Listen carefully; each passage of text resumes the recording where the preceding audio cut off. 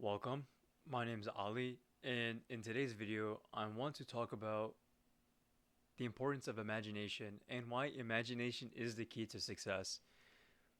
So, the thing is, your brain cannot tell what is real and what is fake. That's the thing. And if even if you don't believe me, there's studies actually proving why this is the case, and you can even try it yourself.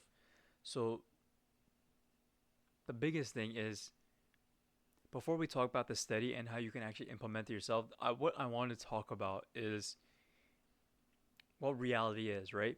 And reality is basically just our perception of things. You could think of reality as a projection, right?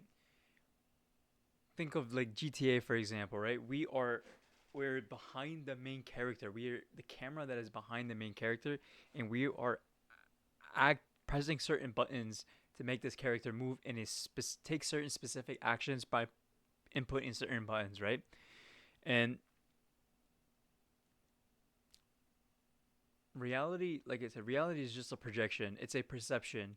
What we see is not exactly what reality actually is, what the truth actually is, because based off of our like things like our upbringing and just different cognitive biases and lots of shortcuts that our brain takes to map reality in a certain direction to get you to basically stay alive. The whole point of the brain is to get you to stay alive, not to thrive.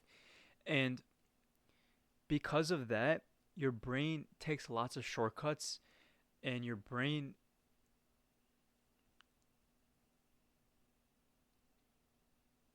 yeah, like your brain takes lots of shortcuts, and your brain is not able to map reality, like objective reality.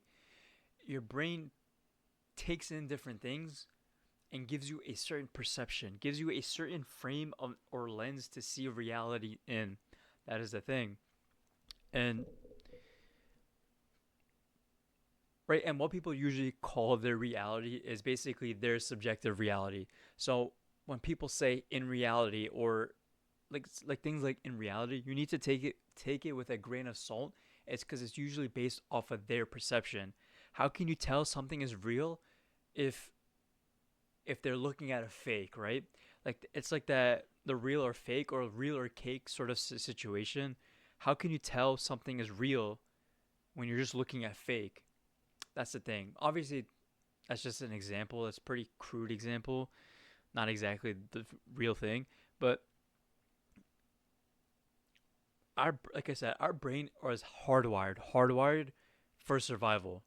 Think about it. There's so many processes and so many different components of the brain that is only looking for things, aka problems, to move you in a certain that get you to act in a certain way just so you can survive, right? Think about like childhood for an example. The way that your parents act on you is because of your upbringing. And you as a child you do whatever you can to survive. That is the thing. And that has impacted and stuck with you like all throughout life. That is the thing. And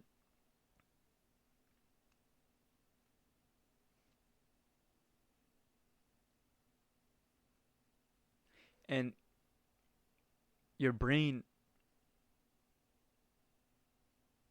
yeah, you're like I guess you could say your mind. I would differentiate between your mind and your brain. I think it's a little too. It's not two separate things, but or it's like most like a Venn diagram, where there's a lot of overlap, but it's kind of different.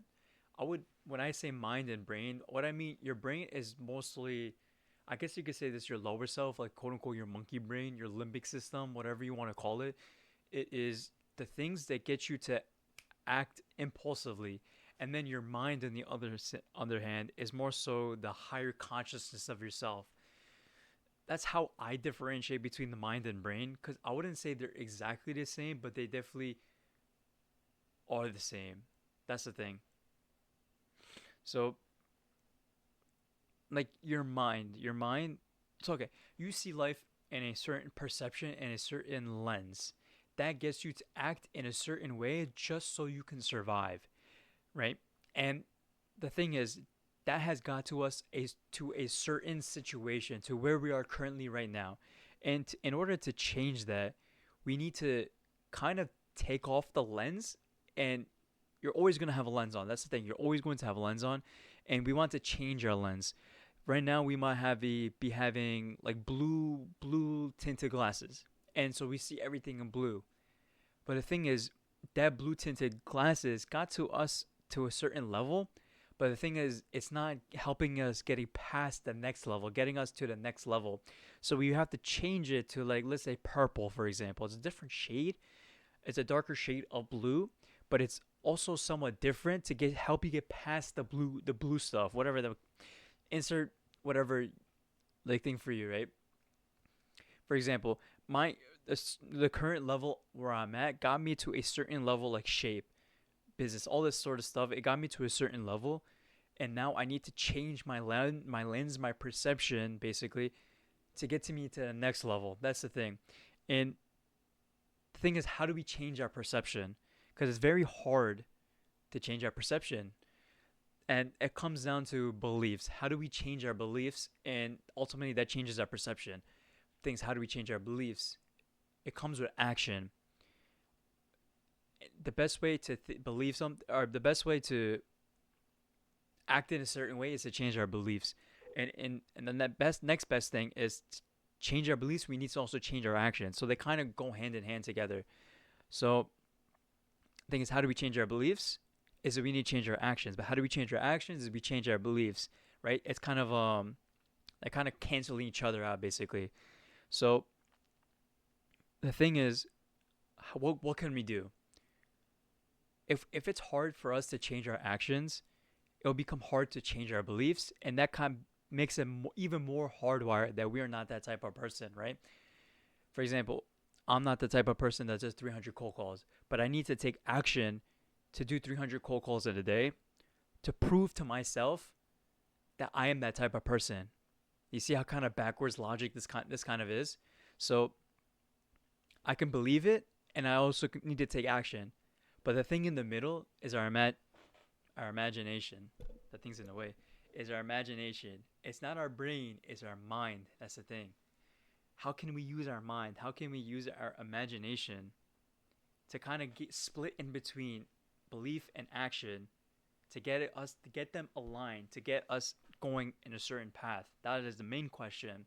So let's rewind. It's going back to the same study. The study, they took basketball players. They took two groups of basketball players, and one of them practiced free throws, and the other one imagined practicing free throws. So, right, they just did the whatever thing, and then at the end of it, they did free throws, and they found out that the people who imagined taking free throws did just as good, if not better, than the ones who actually practiced taking free throws. That's the key. That's why I say imagination is the key, is because you want to imagine yourself in that future reality where you want to be, and you want to imagine yourself doing those actions and seeing what that person does. For example, like myself, I imagine every night I go to bed, I imagine myself making cold calls, making deals, like literally like money flying in the air on me. And I'm imagining all of this stuff and feeling the emotions. Emotions also another key. It's like emotion makes it stick harder. Stick harder is what you have to use emotions. How would you feel in that moment when you just say you close like a $10,000 deal? Though it doesn't matter what is possible or how it is possible. You just need to know why it's possible. Feel that emotion. Feel that when you say close a deal or you make like book 100 meetings in a single day. Is that possible? Probably. I'm not sure if it's possible, but you just need to feel that emotion of booking 100 meetings. And the best way to do it is use imagination. What I do is like I said, every night, I don't meditate on this kind of, maybe I probably should meditate on this to make it more concrete, but clarity is like the number one biggest thing is clarity, right? But just imagine yourself doing the things that the future version of you does. See how he acts, how he talks, how he moves, how he carries himself, how he lives his life. Like the next version of me, I would imagine him how he closes a deal on the phone, how he acts on a sales call, how he interacts with the family, friends, all this stuff, and how he carries himself through day to day life, right? And I just imagine every single night. I imagine not who this person, yeah, who this person is and how he lives his life, right? I imagine this every single day. And then once I become crystal clear on this person, I try to take actions that are very close, like that are the exact same as this person. Yeah, I'm cold calling. I might not be able to, I'm not at that level where I could do 300 in a single day. I'm slowly inching myself closer to it.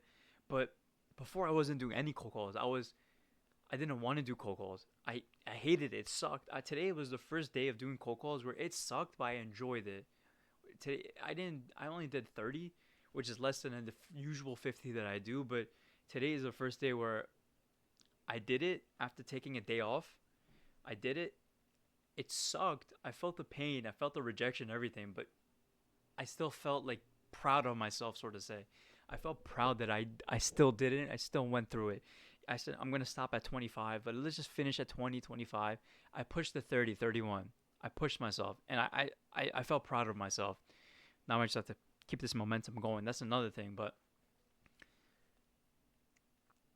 is that you need to become crystal clear on this person. Imagine, dream about this person every single night, every single day. Meditate on this type of person, and just see what does he do or he or she does, and believe that it's possible. Not believe, but have faith that it's possible that you can become this person, this future version of you. You can become this person, right? Now you see what this person does. Now you have to take that action to become that person. And in the beginning, this is what imposter syndrome is that you're acting in a way that does not feel, that does not coincide. It's not, um, what's the word? Congruent to who you actually believe you are. That's how it basically imposter syndrome is. And in the beginning, yeah, it's going to feel weird. It's going to feel different. But that is the key. That is the discomfort that we need to feel. Or I should be talking to myself. That's the discomfort that I need to feel. Because that discomfort is where growth happens. When slowly, slowly, slowly, day by day, we become aligned with the person that I'm trying to be. That's the key. That's why I say imagination is the key, because you want to imagine this person and then you see the actions, how he carries himself, how he does everything. Like how he does one thing is how he does everything. And I want to imagine this person, how what he does he do, and then align myself with that person.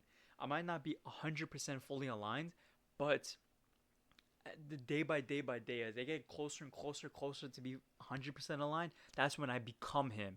I want to kind of drag that reality to right now. That's the thing. By taking steps day by day, and we both become aligned. Aligned, yes. Then I become that person. That's the key. And again, it's gonna feel like you're feeling like an imposter. People are gonna say you're like delusional, but that's the key though. Is that you want to be delusional. You want to be a little crazy in the head. And are you? The question I would ask is: are you truly delusional if you become right? Right? I think Conor McGregor said that. I forgot who said that, but are you really delusional if you're right? That's the thing. You just need to have faith that you will be right. That's the only thing that matters. So, again, the key detail is, and this is the key like main reasoning this is just using your imagination. Think about, just become super clear on the person that you want to be, and see what they do, how they carry themselves, and everything like that, and just kind of just try to get one step closer to becoming that person. That's it.